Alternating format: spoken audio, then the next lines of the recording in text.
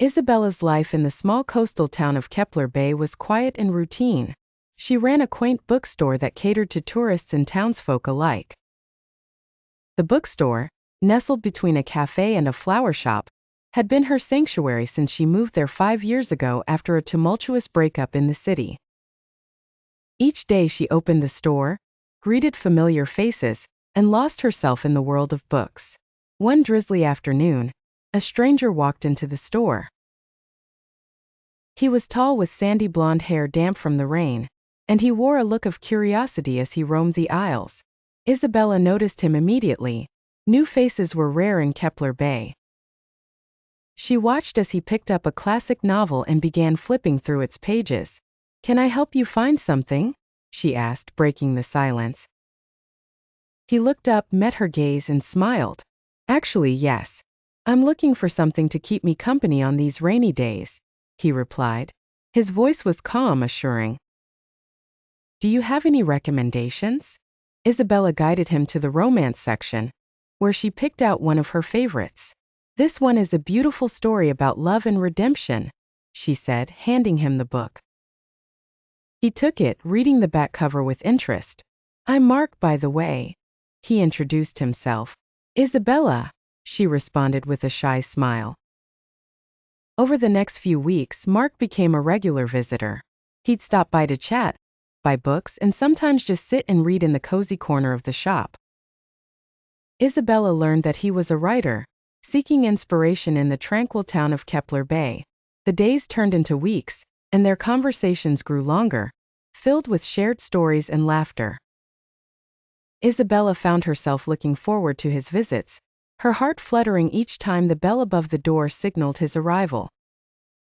One evening, as they were locking up the shop, a sudden downpour trapped them inside. They sat by the window watching the rain. Mark turned to her and said, "You know, there's something magical about this town, but I think it's you who makes it truly special." Isabella's cheeks flushed. She had built walls around her heart after her past heartbreak, but Mark had slowly started to dismantle them. "You've brought a certain light into my life as well," she admitted softly. The rain continued to fall, creating a rhythmic melody that seemed to echo the beating of their hearts. That night marked the beginning of their love story. Isabella and Mark's bond grew stronger with each passing day, turning from friendship into a deep, soul-stirring love. They discovered that sometimes, the quietest places and the simplest encounters could lead to the most beautiful romances. In a small quaint village nestled between rolling hills and dense forests, there existed a tree known by the locals as the Whispering Willow. Legends swirled about its ethereal beauty, claiming that the tree spoke to those with open hearts. Mia, a gentle soul and gifted painter, often sought solace under its drooping branches, capturing the essence of the village in her watercolors. She believed in the magic of the Whispering Willow, though she had never heard it speak. One misty morning, as Mia set out with her easel, she noticed a young man crouched under the tree, scribbling furiously in a journal. His name was Leo, a writer from afar who had come to the village seeking inspiration. Drawn to one another by a shared curiosity and the serene ambience of the tree, they struck up a conversation. Days turned into weeks, and their meetings under the willow became a cherished routine. Leo would narrate his stories and Mia would paint the scenes, their artistry blending seamlessly. As they spent more time together, a profound connection blossomed between them. One twilight evening, as the sun dipped low and painted the sky in hues of orange and pink, Mia and Leo sat side by side, their hands brushing against each other. The Whispering Willow, swaying gently in the breeze, seemed to murmur secrets of time and love. Before they realized it, the whispers turned into a soft song, a melody that spoke to their hearts.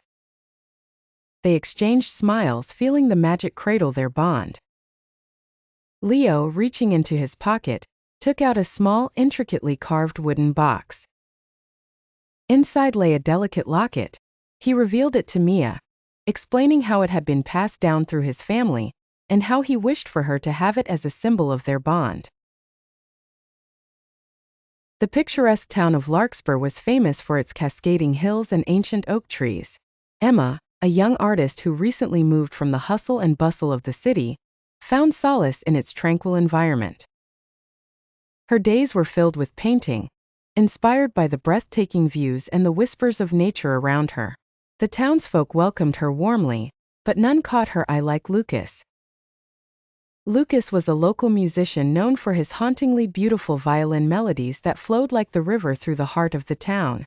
He often played near the old stone bridge, where Emma would set up her easel to capture the serenity of the landscape. One drizzly afternoon, as Emma was sketching the misty hills, she heard the tender notes of a violin drifting through the air. Intrigued, she followed the music and under the old stone bridge found Lucas. His eyes were closed, immersed in his own world of music, completely oblivious to the light rain that had started to fall. Emma stood by, enchanted, the rain soaking through her clothes yet feeling an inexplicable warmth. When Lucas finally noticed her, he smiled and invited her to sit beside him. Without speaking, they shared a moment. Lucas playing his violin and Emma drawing the scene. A musician lost in his art, and a young woman capturing that very magic with her pencil. Days turned into weeks, and this ritual became their silent tradition. They would meet at the old stone bridge, and amidst the gentle swirls of rain or the golden hues of sunset, Lucas would play and Emma would paint. Each note and each brushstroke seemed to weave their fates closer together. One day, after a particularly mesmerizing serenade, Lucas spoke softly, almost whispering his words, afraid to break the spell. He confessed his feelings to Emma, his voice trembling yet sincere. Emma, with tears in her eyes and a smile on her lips, confessed that she too had fallen for the musician whose music had touched her soul in ways words never could. Their love blossomed like the wildflowers in Larkspur, wild and free. They became inseparable, their artistic worlds blending into a symphony of colors and melodies. The old stone bridge became a symbol of their love, a place where two hearts found harmony in the gentle cadence of rain and music. Emma and Lucas continued to create, not just art, but stories etched into the fabric of Larkspur's history, a testament to a love serenaded by the rain. In a quaint village nestled between towering pines and a shimmering lake, lived a young woman named Isabella. Known for her kindness and captivating beauty, Isabella spent her days working in her family's bakery. The aroma of freshly baked bread and sweet pastries drew villagers to the shop each morning. One crisp autumn day, a handsome stranger named Liam arrived in the village. With intriguing green eyes and an aura of mystery, he quickly caught Isla's attention. Liam had recently inherited an old cabin on the outskirts of the village and decided to escape the hustle of city life. His arrival created a buzz among the villagers, and many were curious about his past. But it was a particular afternoon, when Isabella delivered a basket of baked goods to Liam's cabin as a welcome gift, that their paths crossed. As she approached, she admired the rustic charm of the cabin, with its ivy-covered walls and smoke gently curling from the chimney. Liam greeted her with a warm smile, inviting her inside. Over tea and warm bread, they talked about their lives, dreams, and the enchanting beauty of the village. Days turned into weeks, and Isabella and Liam's friendship blossomed, filled with long walks by the lake and evenings spent under the starry sky. Their bond deepened, but both remained hesitant to express their true feelings. The turning point came during the village's annual harvest festival. The air was filled with laughter, music, and the rich scent of harvested crops. Under a canopy of twinkling lights, Liam finally found the courage to confess his love to Isabella. He took her hand, leading her to the center of the festivities, and with a trembling voice revealed his feelings.